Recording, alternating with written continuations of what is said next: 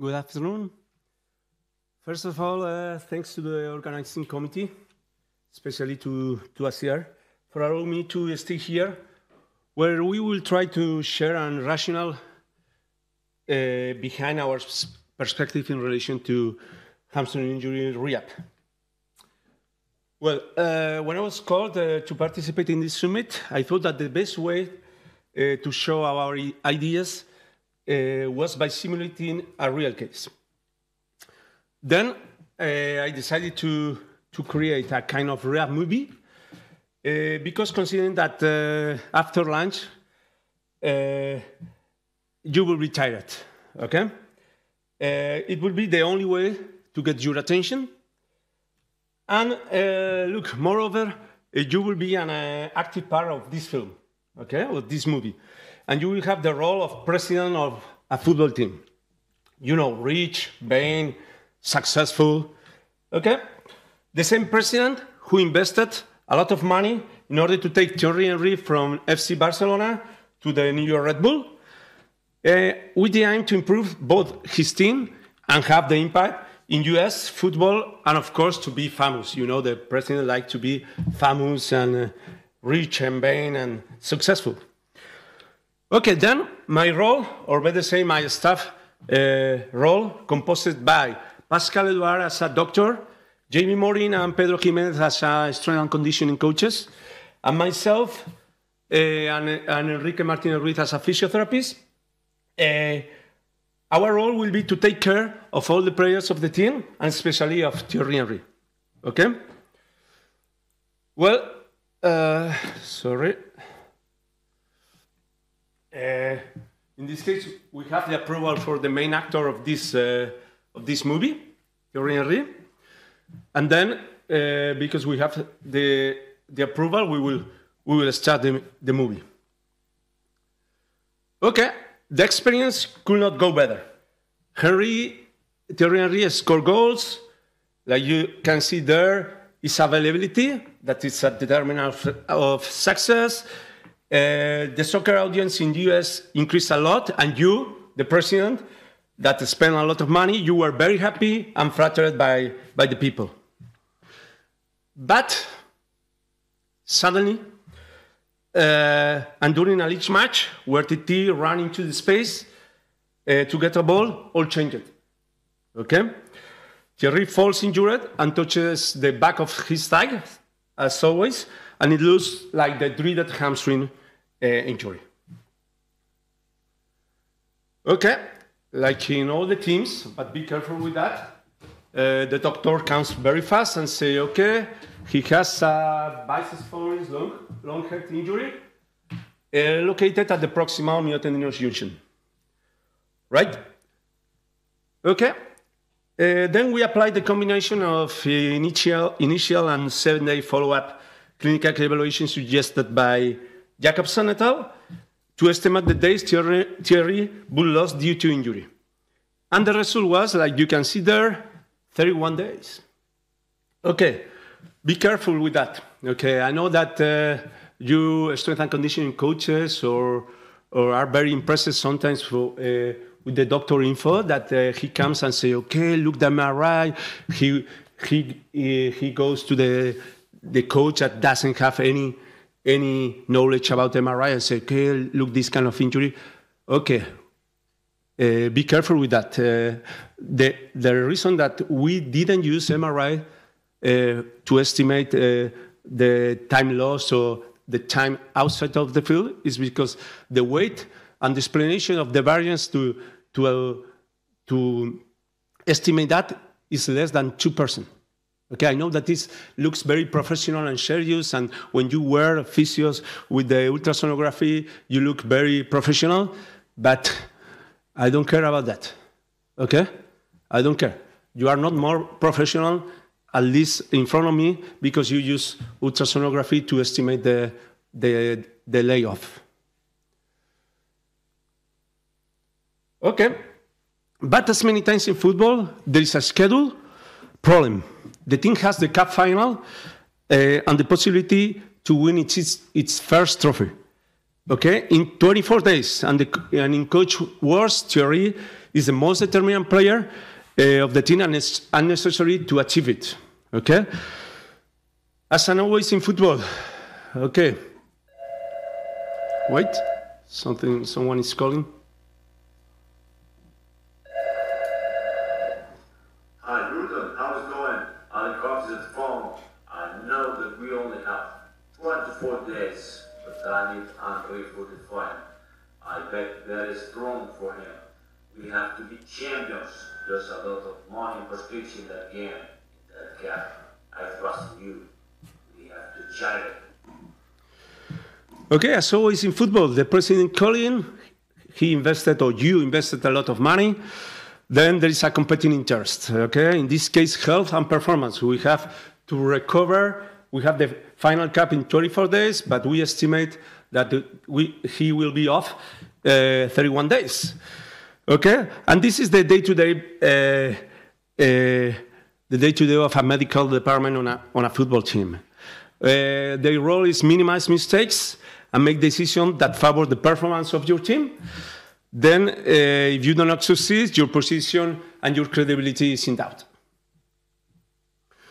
Okay, then, well, when we face the art of designing the rehabilitation process of an elite player, we consider three fundamental aspects. We have to consider the injury mechanism and its related risk factors, in this case, sprinting. Performance of the player in order to successful return to sport. And we have to consider too the biology of muscle injury and repair. Well, let's go to the first one. Okay, and that's these all three aspects make us to use a lot this slogan. We need to prepare and repair our player. Okay, related to performance, I think that everyone in this room knows what are the physiological demands of football, generally speaking. And we can see that sprinting is a fundamental quality for football that is present in many match-winning actions. Okay? Then it looks that sprinting can be a key parameter in football, both from performance and both for injuries perspective. Okay, these are the general demands, but we have to know the locomotive profile of our player in this history to know where we are and where we have to go. What to emphasize in order to return safely and in shape to the field. Of course, you have these things that everyone has different ones. You have the band, you have the maximum sprint, maximum sprinting speed, you have the number of acceleration he does, and you have the force velocity profile to emphasize what he's going to, or what needs him during rehab to recover his F0, his B0 values, etc. Okay. Okay. Well, sprinting, that you see that was the injury mechanism of TT, is a unique and very complex movement that is very difficult to replicate, and for us represent the core aspect of our rehabilitation process.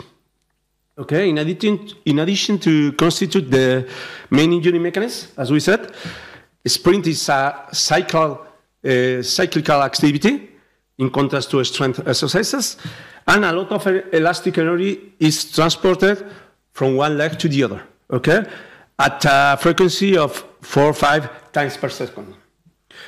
There is therefore a leg interaction, okay, and the muscles of both ipsilateral and contralateral legs induce a larger acceleration or decelerations of the ischial hip and knee joints as running speed increases. Okay? For example, sprinting achieves electromyographic activations impossible to achieve by any other exercise and produce angular velocity of 7 degrees per second at the hip and more than 1,000 degrees per second of knee flexion extension. Okay? That's made it very difficult to reproduce. Then being for us one of the key of the rehab, we need to understand as much as we can about the sprinting. And for example, to know what happened with the force velocity profile during a game or post-game or across the season, or the main technical aspects, or which are the kinetic or kinematic determinants and how differ between them, and which are the muscle determinants to achieve them during acceleration or high sprinting phases, for example. We need to know all about the sprinting. Then we will resume very fast biomechanics of sprinting in team sport, and you will hear tomorrow more about that. But based in pedaling mechanics, where the force applied to the pedal was decomposed through its components, J.B. Morin concluded that horizontal forces are very important for early acceleration or acceleration, and that vertical forces are determinant to maintain the high speed or maximum speed. Okay, this is very summarized slide. Okay, you can see there that horizontal forces decrease from the first step to the end, and those that maintain these horizontal forces more are those that are faster, and vertical forces increase with high speed. Okay, then let's go to analyze briefly the differences between acceleration and high speed. Okay, we have here a kinogram for the injury mechanism, where you can see anterior pelvic tilt plus a thoracic rotation to the side. And in order to have in mind our rehab, we have to know the differences between acceleration and high speed. We have the tomb leaning, a more erect trunk during high speed compared to acceleration. We spend more contact time in the floor during acceleration than in high speed, as is obvious. The ankle distance related to center of mass is negatively correlated. More back of the ankle distance, more back position of the ankle distance increase horizontal forces. Then hip moments are greater than knee moments, but now we have new info related that lumbosacral extensor moment is greater than other, even than the hip. Then that's very important. We use the rotation extension strategy. That means that during early contact or during initial contact, in order to translate the center of mass forward, there is a big hip extension moment created by the hamstrings in order to avoid a forceful knee extension, and this propels the body forward. Okay, and in this case, hamstring, especially at the first hundreds of seconds, when the line of projection of the ground reaction forces is in front of the center of mass, it looks that it propulses us forward. In contrast, the rotation extension strategy is present during high speed, but hip extension flexion and knee flexion, even that doing negative work, increases at high speed increases. And there is another strategy to use, that is the punching strategy or impact deceleration mechanism, that barely spraining is just like trying to accelerate the thigh as fast as possible to the floor. Then we need to lift the knee in order to create a space and hit the ground, okay, and punch the ground. These are the differences, and this is very important in order to design our rehab program. Okay, this is common high technique mistakes, and we will see later on that in the next lecture that we can change them. Okay, and let's analyze which muscle determinants we need to achieve these forces. Okay, Doing an experiment, we showed that neither isokinetic knee flexion, neither electromyography, neither isolate single joint strength explains any variable of ground reaction forces.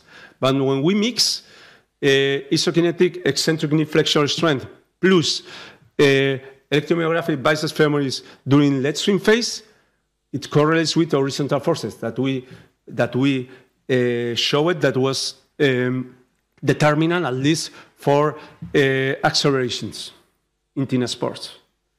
Okay, summarizing, that slide can summarize well. During the stasis phase, we have the quads and ankle stiffness. They act like shock absorbers. And like a propulsors, like I say, during swing phase, we have the hip flexor extensor and knee flexion even doing negative work. Okay, then we can start, even in the early days, doing this kind of working in order to work the vertical forces that are needed in high speed, as we show it in the last slides.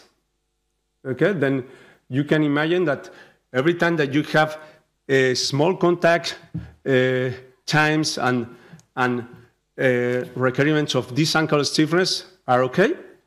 Okay, but remember, we have 24 days left. Okay, good. Then let's go to the next one. Let's go to analyze the injury risk factors and what they have in common. They have in common, of course, is sprinting. Okay. Okay. You can see there. It happens during sprinting, like 80–100% of the injuries. Okay. And look, during sprinting, we know that biceps femoris is strain. That is the main determinant factor of muscle injury. Strain, remember, not strength, is the main determinant factor of muscle injury.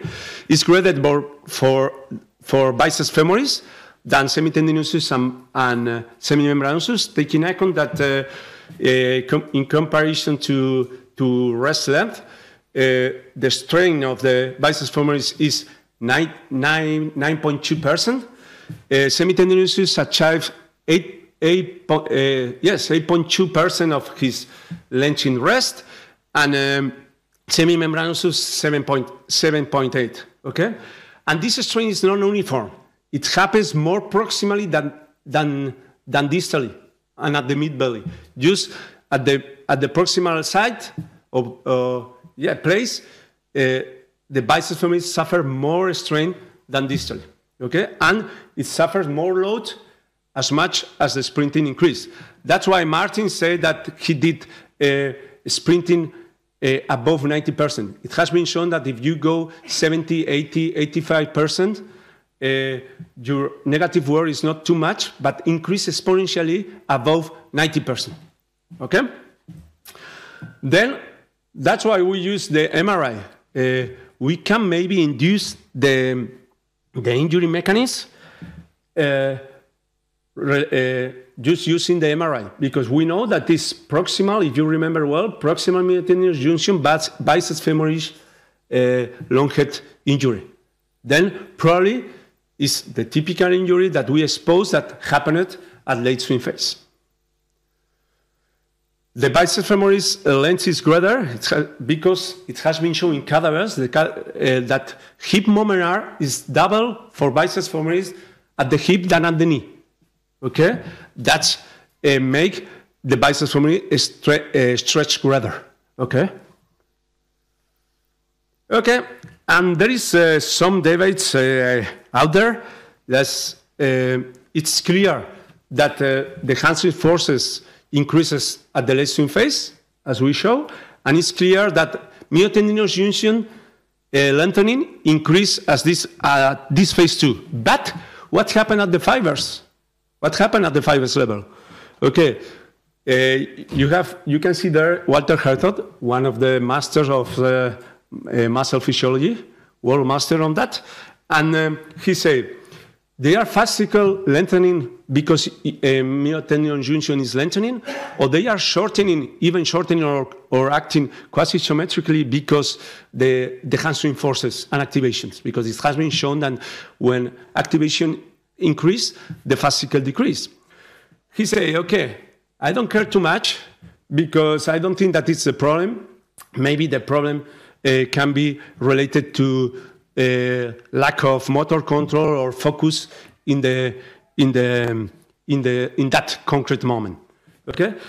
Well, I will repeat. I know that there is a debate about the function of the mass, the fiber of the fascicle during late swing phase. If it's isometric, if it's eccentric. But for us, this is a sterile debate, okay? Basically, for two reasons. Because both visions share the idea of the inability of the fibers to withstand the mechanical forces imposed to the muscle, and knowing that in animals the degree and location of the injury is related and corresponds to the site of rupture, seems to us more important to try to discover where this strain is coming from. Because we know that, for example, contralateral hip flexor shortening increased 20 millimeters, the other leg biceps femoris. Then, okay, there is not only a local issue, okay? The strain source can come from other sources. And of course, if you want to reproduce what fascicle does during sprinting, sprint. Okay? Don't do isometric, eccentric, I don't care. Sprint. Okay. Let's go in deep to the injury mechanism. And I would say that historically, we are used to focus and treat the exact injury location. You can see there the biceps femoris myotendon junction length peak at late swing phase, but occur concomitantly with glute forces, contralateral iliacus forces and lengths, and second peak of anterior pelvic tilt. And this all happen together, okay? We are always focusing at the knee, and look what happened at the same time of injury. Contralateral leg interaction, second anterior pelvic tilt, peak, etc. And look, Nagahara et al. Recently shown that simultaneous energy absorption and generation by the hip and absorption by the contralateral knee flexors will be partially responsible for the increase in running speed until the maximal speed is reached. Then it looks that this injury mechanism and this leg interaction is both important from injury perspective, but from performance perspective too, sorry. Okay, if we agree, if the people that the people that is working around the world around hamstrings, if we agree on something that we don't agree in too much things, is that the injury is multifactorial. It depends on different risk factors, okay? Then we agree on that. Okay, and now let's see what happened and its risk factor concretely related to football. If you take flexibility, the literature contains controversial findings regarding the association between flexibility and risk of injury. Okay, there is not clear association, and we can see, like I commented before, that you can see here that contralateral iliopsoas is able to produce the same strains as ipsilateral biceps femoris. Okay? Then there are other sources that are increasing the strain. Then I don't know how the typical flexibility testing can tell us something about this leg interaction or what's happening during training. Taking account that a change of pelvic tilt from maximal anteversion to maximum posterior pelvic tilt, there is a change in active knee extension test, in this test, of 15 degrees. Then, depending how your pelvis is during testing, it can vary too much, okay? Then it's difficult to transfer this kind of isolated flexibility tests to sprinting.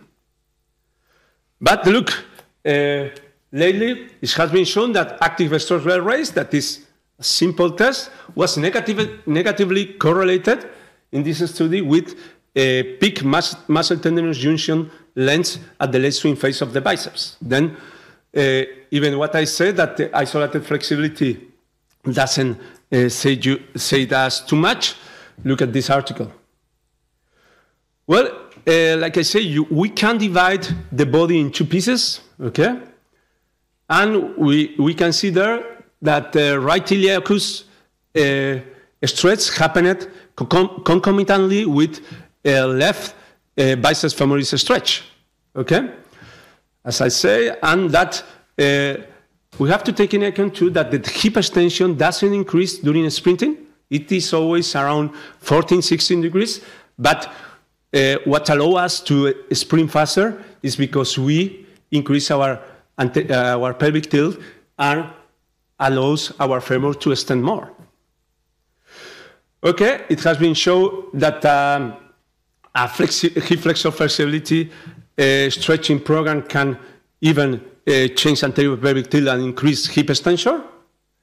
And this is the proposal that we use, but you can use whatever you want. Okay, here we play with leg interaction, etc. In some of them, not in others, etc. We play with the pelvis in order to increase the stretchers knot, but you can see there are different examples. From more static to more dynamic, etc. We can discuss after in the question round what happens if we want to stretch, if not, what the effects of the intermission, how this relates to biceps femoris strain, etc., etc., etc. Okay, let's move to the strength. There seems to be a strong evidence regarding eccentric knee flexor work, especially with the Nordic as a preventing element of hamstring prevention injuries.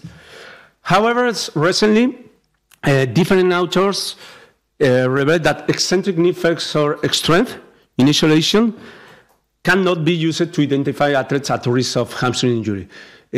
Cannot be used to identify even post-injury. Then be careful about that. Okay, it looks that the literature show even a decrease of 50%, but I don't know if this translates to practice. You will say that. Okay, our criteria. Do you remember that the TT has suffered biceps femoris proximal myotendinous junction injury? Then our criteria, based in our MRI studies, we divided the exercise in hip flexion and knee flexion. Here, well, because we will talk about that in the next lecture. We put this concept from the very beginning, and then we divide this because we know that hip flexion will increase. Sorry about that. Will increase damage and activation of biceps femoris and semimembranosus, in contrast to knee flexion that will activate or damage more semitendinosus and short head of the biceps femoris. Okay, what about me? Because he has, again, a biceps femoris proximal injury, then we decided to do more hip-dominant exercises. And be careful of that, because to the normal people or to the common observer, it will make sense that the hamstring would change, for example, during a lunge, where we have a hip flexion and knee flexion, and in 90-90 position, okay? But this is not true because, like I told you, from cadavers we get that the moment arm of the biceps femoris is double than to the knee. Then 90 degrees of hip flexion plus 90 of knee flexion has more length than a rest situation, okay? Then be careful of that, and it has been shown, for example, by John Hagen that a typical lunge has a 20% elongation of the hamstrings that it's enough to produce probably adaptations. Okay, then we choose this exercise because we know the kind of injury that he had. And this is why you use the MRI, to know concretely the location, not to measure the time off the field, the time that will be off the field, or the re-injury risk. That I repeat again, there is no weight. You can show the MRI ultrasonography to your player, but I will not believe you.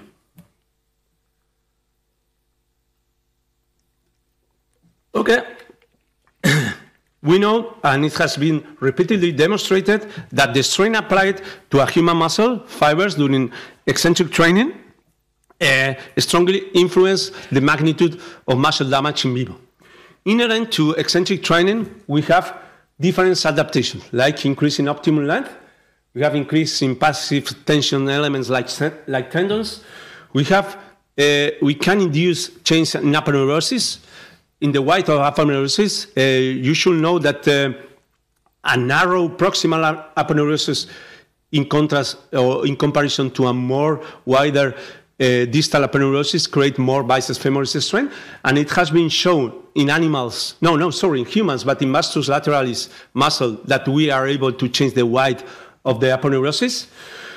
Architectural GL ratio, we can change that, changing the penetration angle, and this is very, very interesting measurement, because architectural GL ratio relates muscle length against fascicle length, and when it's greater than 1, it creates more fiber rotation and less stretch and less strain there.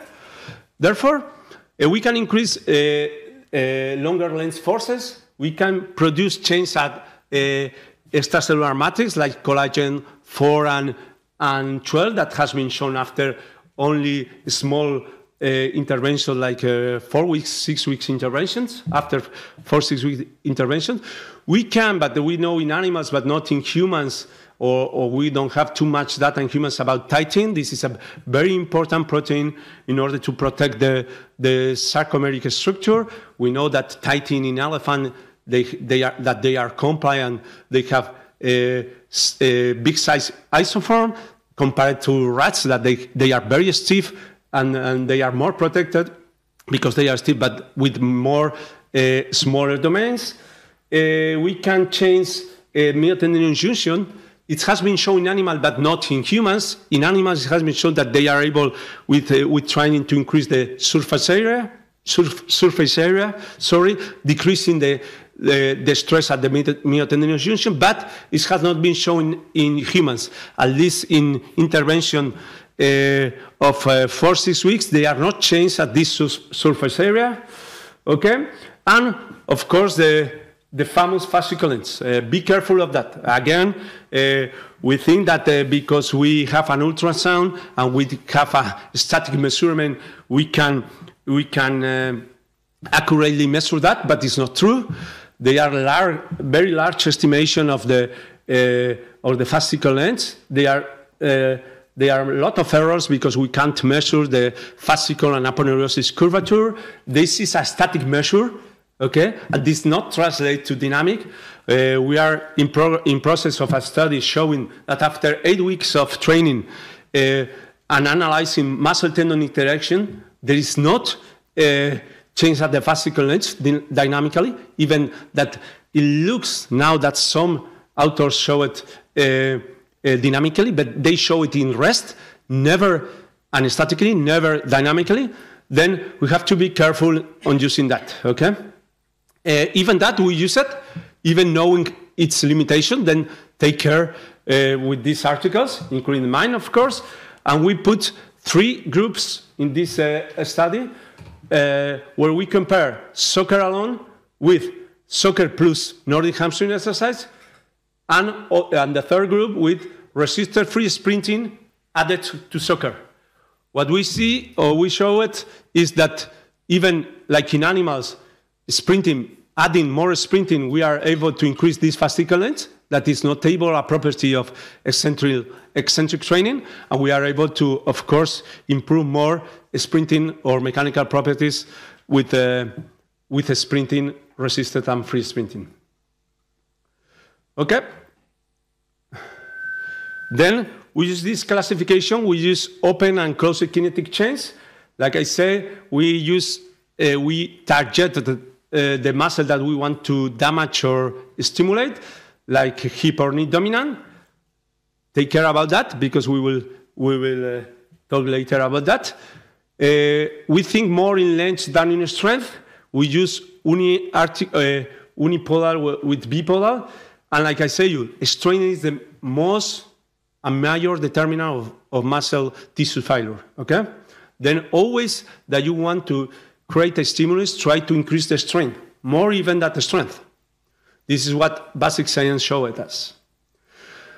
Okay, let's go to the hip extensors. We can see different functions of the glute extension. We say that increased hip extension increase a lot in this leg swing phase, and during the stance phase, it has been shown correlated with the horizontal forces too. And there are different studies showing the relationship between gluteus maximus, both activation and strength, prospectively with hamstring injuries. There is not very, very good or very high evidence, but there is at least something. Okay? What's about our criteria in order to design our hip extension exercises? We rely on the leg tension relationship of each exercise. You can see there that the different exercise produces the peak force at different angles. Okay, and this is a graph thanks to my friend Brett Contreras that probably you know. He's the glute guy. I call it the glute guy. Okay, and then we differentiate or we separate the hip extension exercise according to the hip position and relate that, and we relate that to the hip sprinting positions. Then we can see some examples, and we cover all the hip positions during sprinting, like hip flexion, like in leg swing phase, like hip extension, like in the hip thrust that you probably use during the stand phase, and during acceleration we use 45-degree angles exercises. Okay, let's move to the pelvis. Okay, we infer that pelvis increase hamstring length. We should know what the movement of the pelvis is during the sprinting. We can see a sinusoidal pattern, okay, with two peaks, one at toe off, a little bit later of toe off, another during leg swing phase, okay, and we can see there that with the sprinting, like I said before, there is an increase of anterior pelvic tilt. Well, like I say, I will repeat it later on, we only can infer. It has been shown with elastography that with an active knee stretch leg raise or a passive stretch, when we antevert the pelvis, we increase the stiffness. This is not measured instantaneously or in vivo, but at least indirectly. It has been shown direct relationship too between biceps femoris and sacrotuberous ligament, that it has been shown that they transmit force each other, and it has been shown too that when sacrotuberous ligament was cut, the pelvic movement increase. We know that too that those that suffered femoral acetabular impingements that usually appear with more anterior pelvic tilt, they always have in images more proximal tendinopathy that can tell us something about pelvic function. But repeat, nobody until today, and the models never measured in calibers the pelvis in vivo. Okay, all that we have to estimate muscle length is based on hip and knee measurements in cadavers. Okay, then it looks like it's important because it's the only joint that connects the two legs, but we don't know yet its impact. Okay, we know that some prospective studies showing that more abdominal and gluteus activation protects from later injury. Okay? And we know that one study showing, but with very, very little number of subjects, that anterior pelvic tilt measured previously is a factor to develop a hamstring injury. Okay? Those that suffered showed more anterior pelvic tilt. You have some of the exercise, but you can consult. This is published, and you have in supplementary material. And this is what we created many time ago. Now we use other ones, but okay, you can create your own ones. Okay, but as always, don't use a reductionist perspective and point of view, because we can have, for example, you can use eccentric training, and at the same time it's connected with architectural changes, but we can increase flexibility. Or we can, as we said previously, we can alter anterior pelvic tilt or posterior pelvic tilt and influence both strength and both flexibility. Then what I want to say that there is factor interactions. It's not as easy as, okay, I measure one factor in insulation and I want to predict things. That's not how a hamstring injury functions, I think. And based on what we have read in the literature, it has been shown that there is no predicting capabilities in this kind of studies. Okay, then let's think outside the box. Now it has been exactly today, 18 years old, 20 years old from the first study showing the effectiveness of eccentric injury. And I think that you all use the eccentric training and you will have the same amount of injuries. At least this is what UEFA research said. Okay, then let's try to think in other things, not only focus on that, because this is not a novelty. Okay, because if we continue like this is what we expect in future. Okay.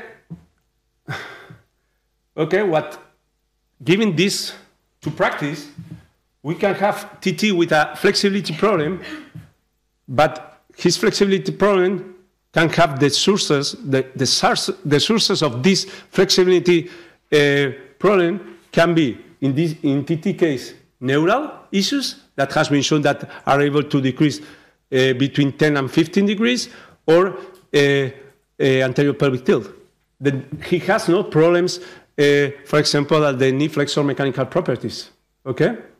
Then, if we only are able to see the consequences, we will not deepen in the real cause and the source of the problem. Okay? Think about that. Okay. Then, related to last aspect, biology of muscle injury and repair. Sorry about that. We know that always muscle heal with a scar tissue, and that scar tissue produces more strain at the new myotenous junction that insert in this scar.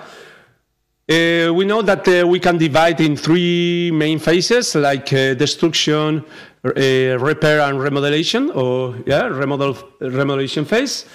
Okay, and we know that more or less at 10 days, this scar tissue is not the weakest link of the tissue, okay? Because it's stronger in properties than the muscle itself. You can see the cascade, and we have a myogenesis lineage that is mainly produced by myogenic signals or patterns. That is, satellite cells are the main and most powerful heal cells. That when injury happens, they are in quiescent state, but they activate, then differentiate in myoblast. Then after many times of cycles of proliferation, they convert in myocytes, and these myocytes fusion to arrive to yes, a myotooth, and then after myofiber. Okay, you have the cascade, and I will be very briefly on that, even that I like a lot. Okay, but you have M1 macrophage that are mainly pro-inflammatory, and then M2 macrophages that are anti-inflammatory. Just the change from one to the other looks that it's very important and targeted by interleukin 10. And M1 macrophage promotes proliferation, okay, and delay the differentiation in order to a better regeneration. And M2 are more related to fusion and differentiation, okay?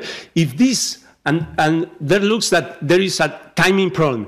If the change from M1 to M2 occur very early or too fast, it's bad because the muscle tissue heals with more scar tissue and worse mechanical properties.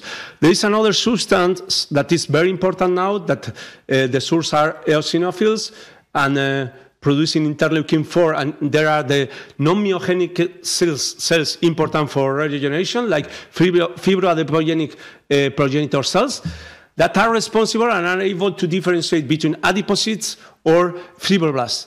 When this change from M1 to M2 occurred very fast, the apoptosis of this substance from factor necrosis nuclear alpha is not happening, and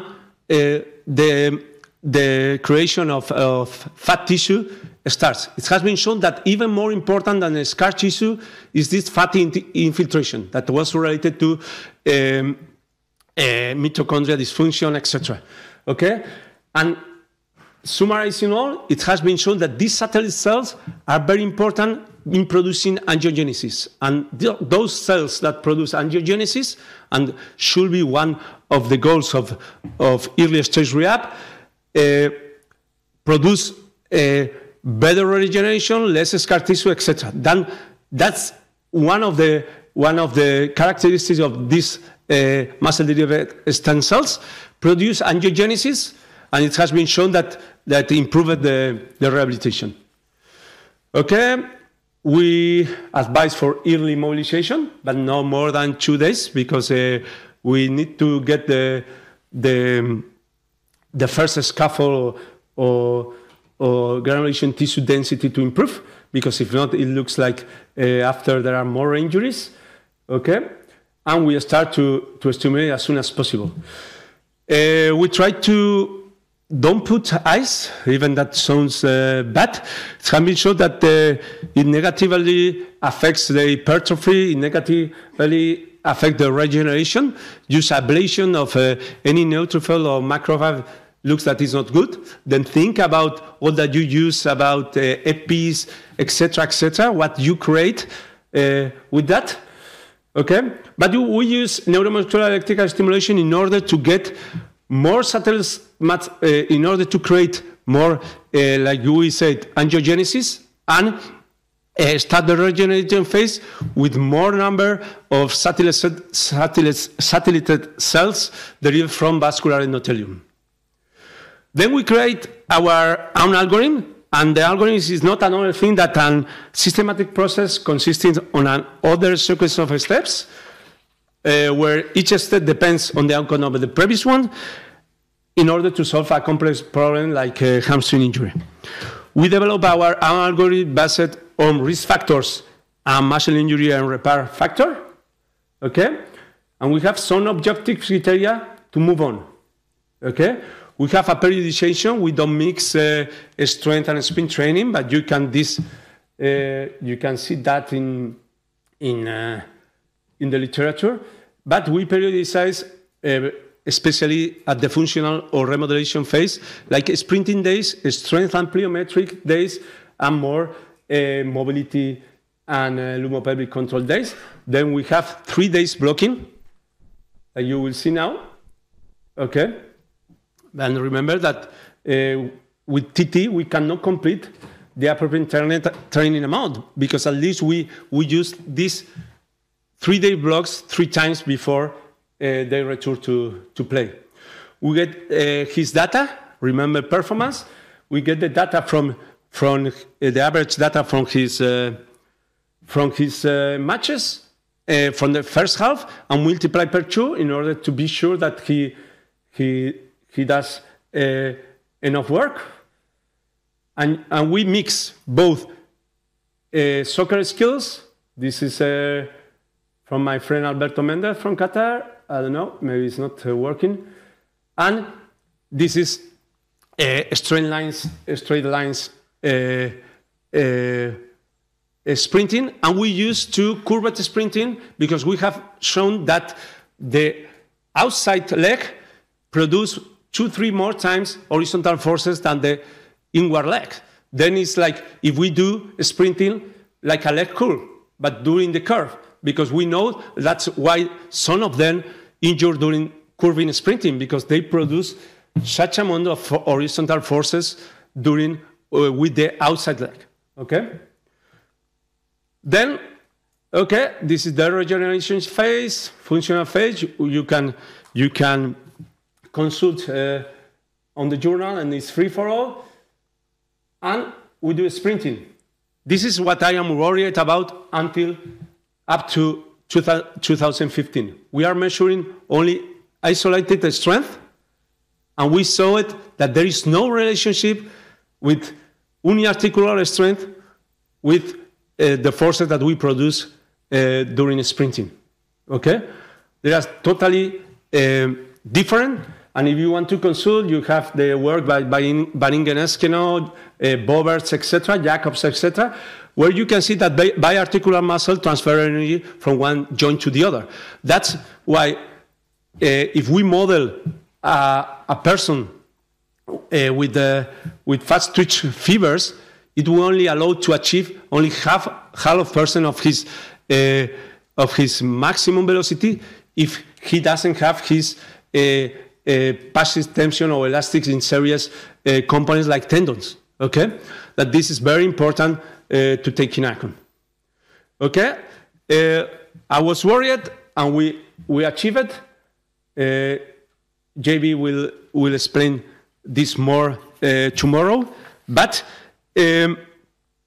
recently a simple field method has been proposed to quantify mechanical properties during sprinting from a biomechanical model.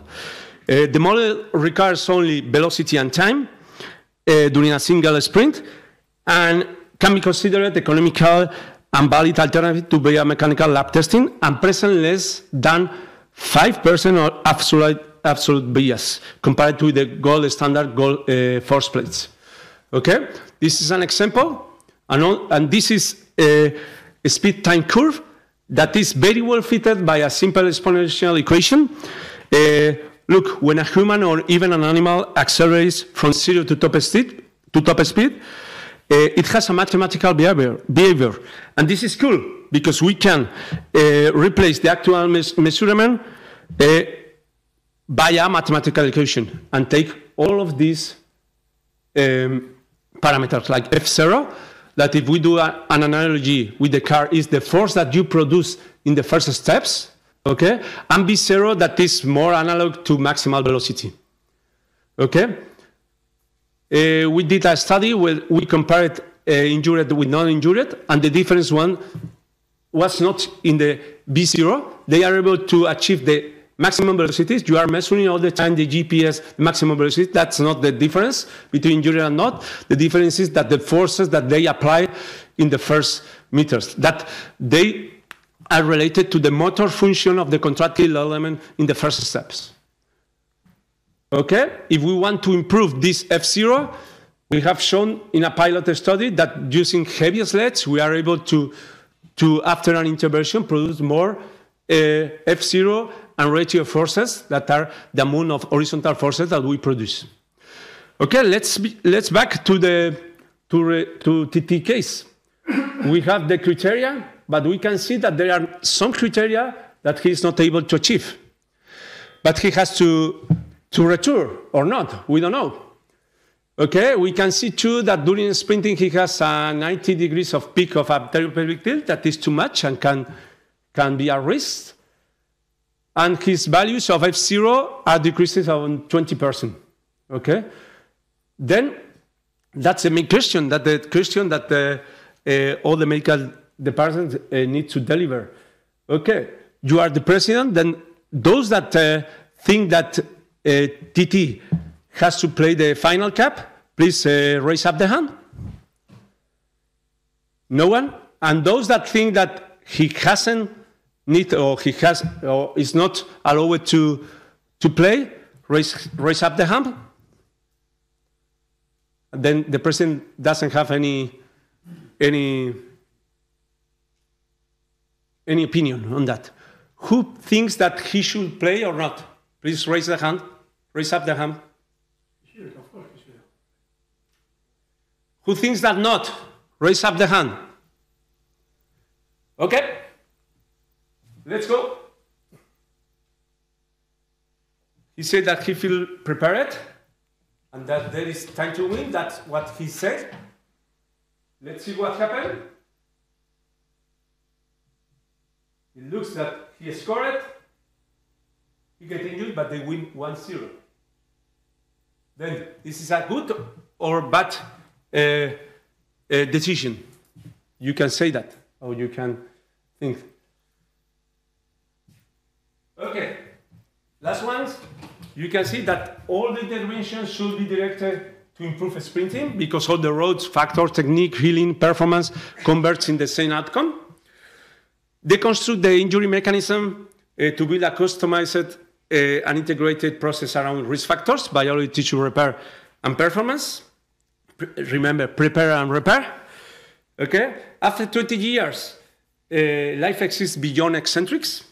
Okay. Taking on a multifactorial approach. Okay. With factor interactions. Don't re-up a risk factor exclusively and systematically. Adapt to your player and find and modify the cause underlying it. Okay? And sprint if you want return to play instead of return to pray. Okay? And that's all for the first lecture. Thank you so much.